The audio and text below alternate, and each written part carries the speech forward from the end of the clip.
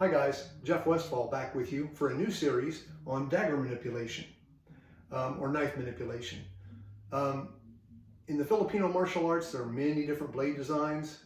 The things I'm going to show have less to do with the design of blade you're using and more to do with just learning to become familiar with your weapon, so that if you start to, if you want to change its grip, or if you find it coming out of your hand in the middle of things, developing the skills to get it back smoothly and efficiently. So this will be an entire series on manipulating the weapon. Today's is going to be going between the two major modes of gripping.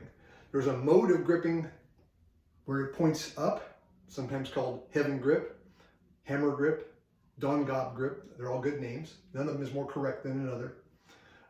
There are a number of grips here. There are a number of grips facing the other way, okay? Often called earth grip or ice pick grip or pakal, or a number of other names, all of which are equally valid. So to go from this one to the other one correctly and smoothly takes a little practice. One of the hardest things is, of course, this is easy. That's not the way we want to do it. We want to do it one-handed. So there are a few little drills I want to show you to make this easier to learn. The first drill is to teach you about the swivel grip. Now what the swivel grip is we're going to pinch between our middle finger, not our index finger, but our middle finger and our thumb with enough space that the butt easily and smoothly can transition back and forth as you swivel at the joint where you're gripping. So I call this the pendulum. That's a good basic exercise. And from the pendulum, you should be able to flip it up this way and get to heaven grip, and you should be able to let gravity drop it from here and get earth grip. So that's our most basic, most primitive way to do it, is just here and a little bit of this and up. They're good. I'm going to show you some extra details I think will make you more fluid, but that's a good place to start, is just learning about the swivel. You can play with this all day long. You can hold it out here. Get used to just feeling this. This is not the center of balance of the blade. The center of balance is much further out, closer to where it's, there we go, out there. But if I grip at the center of balance, which is a useful grip for a lot of things, it can't fit through the hole. So this is an entirely different grip. Now, and it's only a transitional grip. You would never fight like this. It would be stupid. So that's the swivel grip and the pendulum.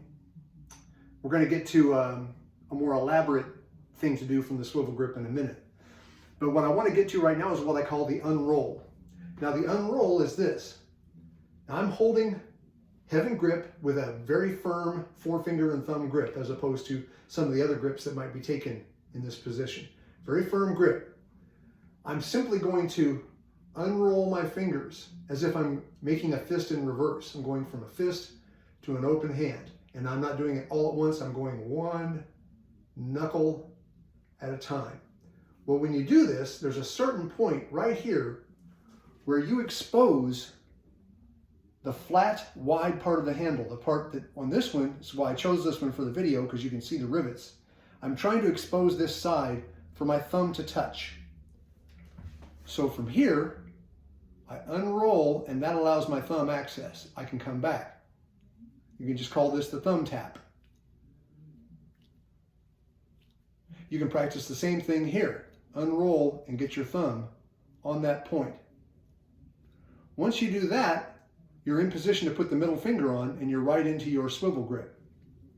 It's a much easier transition. From here, when I'm holding it firmly, it's hard to get my middle finger and my thumb on the weapon. But if I unroll it, that creates distance for my thumb. Here, my thumb's too close. It's too long for the job. But by unrolling, I make this easy. The middle finger finds its place, and you're into your pendulum. So that unroll is something that helps a lot of people a great deal. Learning that. And finally, to get a little bit of smoothness and fluidity into this transition, I'm going to add in a couple of movements that I call the hourglass and the reverse hourglass. These are not fighting movements. Don't try to use them in a fight. but they are movements to get you more familiar with the feel of your weapon in your hands, where you don't have to look at it. You know where it is in space. And so the Hourglass works like this. I've got the swivel grip, and I'm just going to make Hourglass. It's like a figure 8. So I'm doing a forehand cut here and a backhand cut back towards my body on the bottom side. That's the Hourglass. To do the reverse Hourglass, I do this.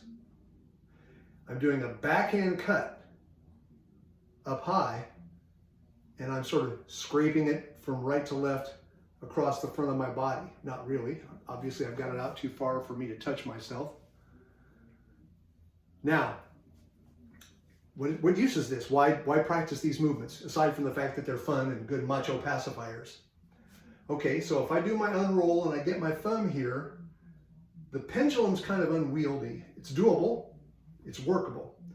But if I put a little swirl on it, and I'm doing half of the Hourglass, not the reverse Hourglass, when I go from this grip to here, I'm using this lower part, this part right here. I'm using that part to help me spin it without having to rely on gravity. I'm able to spin it this way into my grip. So I'm here, I expose the flat part, put the thumb on, spin it right into my reverse grip. From reverse grip, I unroll, expose it, and now it whips out in the top part of the reverse Hourglass. And it comes from there, it spins right around and is in your grip. This is my favorite way to do both of these. Each of these is my favorite way to do it. I've been doing it long enough that it feels really fluid to me. So I hope you found this useful. We're going to look at some interesting other grips and how you transition and what they're for as we move along. That's good enough to start with. Be careful, don't hurt your furniture or your friends or yourself. Have some fun, and I'll see you next time.